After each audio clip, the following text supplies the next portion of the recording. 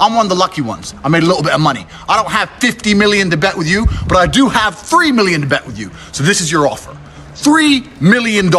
You put 3, I put 3. Winner takes all. I'm 5 years out the ring. I'm a kickboxer. Joe Rogan revealed why Jake Paul, the so-called boxing prodigy, turned down Andrew Tate's huge fight offer. Not only did he reject the match, but he also kicked a $3 million offer to the curb. So what's really going on? Is Jake scared of losing? Or does he only box when the odds are in his favor? It seems like his entire career might be more scripted than we thought. If you want to fight and you want to send a contract, send one to me. I will take a few weeks break from living my retired life to kick the living out of a goofy, entitled dickhead like you. You know my name, Andrew Tate. Google it if you want to know more. Any day, Don't worry.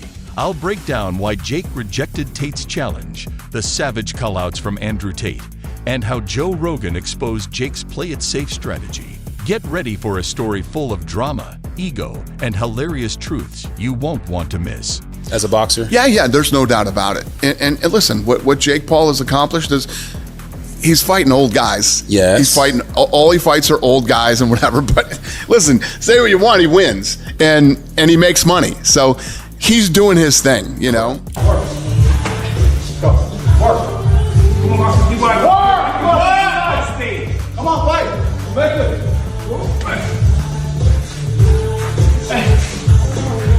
50 seconds. Come on, 20 seconds to work, Austin. Let's go.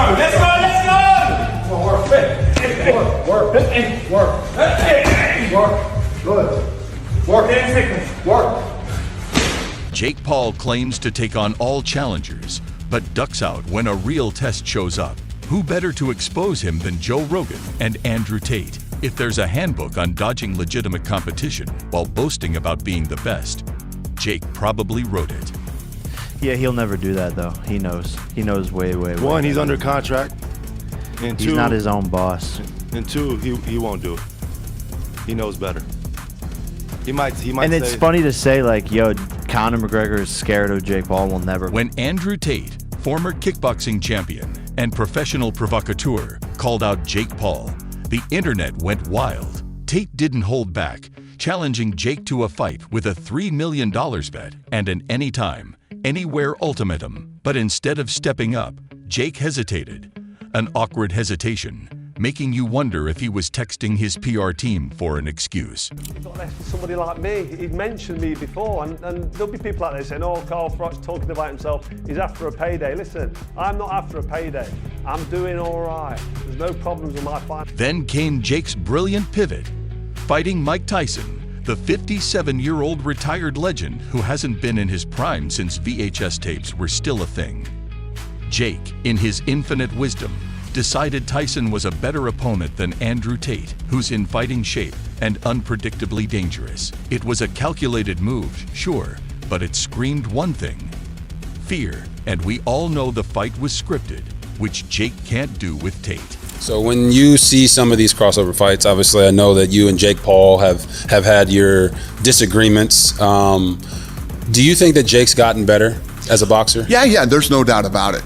And listen, what Jake Paul has accomplished is he's fighting old guys. Yes. He's fighting, all he fights are old guys and whatever. But listen, say what you want, he wins. And he makes money. So he's doing his thing, you know? Let's not pretend this is the first time Jake Paul has avoided a real challenge. His entire boxing career has been a masterclass in cherry-picking opponents.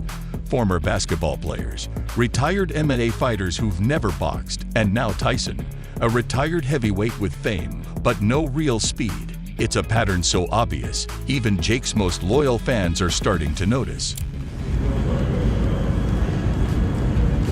Joe Rogan didn't hesitate to call Jake Paul out on his podcast, pointing out that Jake's strategy revolves around avoiding anyone who could actually beat him. He's fighting older, undersized opponents, Rogan said, summing up what many already thought. Jake Paul avoids Andrew Tate because Tate is younger, faster, and more unpredictable than anyone Jake has faced. Rogan went further, saying Jake's reluctance to fight Tate shows he's more focused on preserving his record than proving himself as a legitimate fighter. Two brothers, one cage. Jake Logan, you Tristan. Who comes out alive? You know what? I'm trying so hard to not start internet beats. I'm really trying not to. You could say Jake and Logan, man. Bro, Don't worry about it. No, I can't lie. Bro, I'm going through life. I'm trying to live peaceful now. I've got Fed agents in my house. Matrix is after me. I'm just trying to live peaceful. But of course, I have absolute faith in myself and my brother, and I know what we've been through, and I know the kind of men we are. Now, let's talk about Andrew Tate for a second. He's not just a washed-up internet personality looking for a quick payday.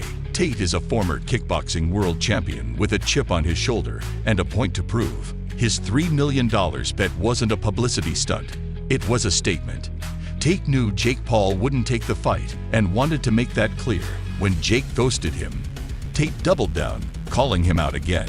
He pointed out the obvious. Jake's career is built on fighting opponents he can control. Prime fighters destroy hobbyists, Tate said, delivering a savage truth. Andrew, fighter, legitimate, badass motherfucker, strong mentality. Sorry, Tristan Tate is the weak link. I say let's He run got it. a bad shoulder. He's shaped like a gingerbread man. I don't want no beef, but that's delusion. PFO will set this up. A MMA 10 double million, tag team match. 10 million for everybody. You might have a fight on your. Jake Paul's silence after Andrew Tate's second challenge was deafening. For someone who never stops hyping his fights, Jake suddenly had nothing to say. His fans, who were excited about a potential Paul Tate showdown, were left confused. If this feels like Jake just got rocked by a verbal 1-2 combo, then hit that subscribe button, because this saga is delivering more hits than Jake ever will in a real fight. Let's break it down. Jake chose to fight Mike Tyson instead of Andrew Tate because Tyson is safer. Sure, Tyson's a boxing icon, but at 57, he's well past his prime. Jake knew he could control the narrative in a Tyson fight, using Tyson's name to sell pay-per-views, not the challenge itself. We all know that fight was scripted, and most importantly, Jake knew it wouldn't risk his carefully curated record. Why don't you lose to an old man who's retired? I live in the real fucking world, Jake. There's a whole bunch of fighters out here who live in the real fucking world. Men who are dangerous and dedicated their lives to this sport and don't have a fucking fraction of the money you have because you managed to become a fucking clown. Contrast that with Andrew Tate, a fighter in his mid-30s, in peak physical condition with years of combat sports experience. Tate is unpredictable, skilled, and uninterested in Jake's game.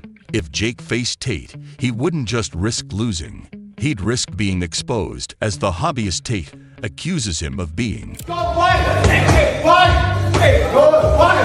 Hey, work! Hey, work! Hey, work! Hey, work! Hey, work! Work! Hey, work! Hey, work! Hey, keep going. Come on, work. Go, work. Come on, Marshall, keep going. Work! Come on, fight! Make it.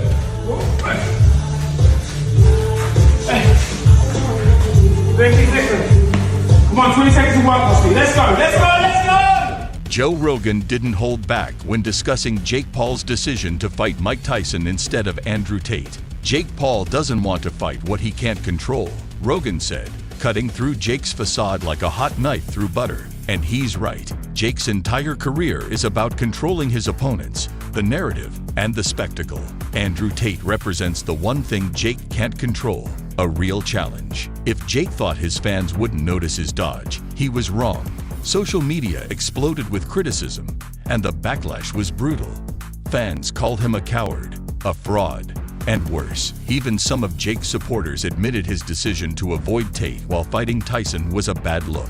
The internet doesn't forget, and this move might haunt Jake for the rest of his career. The best boxer on the planet is Jake Paul. Why? I mean, who's doing it? I mean, if Mike Tyson says, let's do this, are you down? 100%. I'm gonna make Mike my girlfriend. Would you fight Mike Tyson? Again, no, because he's now old, and I would be an absolutely tragic shame to knock out an old version of his prime self. That doesn't feel fair. Prime Tyson would have ripped me apart in a boxing match, so to beat him when he's past his prime is dishonorable, and I feel dirty for doing that. So there's no amount of money on the planet that could convince me to fight.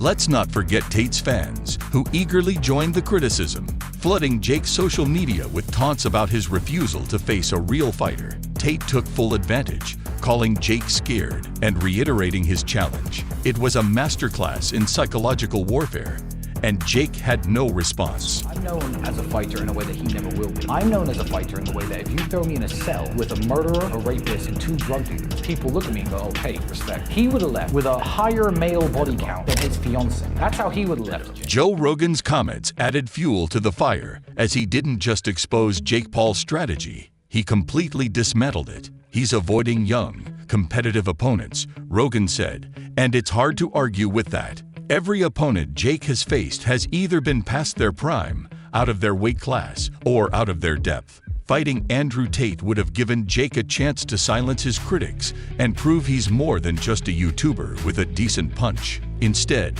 he took the easy way out, and Rogan wasn't about to let him off the hook. Jake's rejection of Tate's fight offer didn't just damage his reputation. It exposed a core weakness in his brand.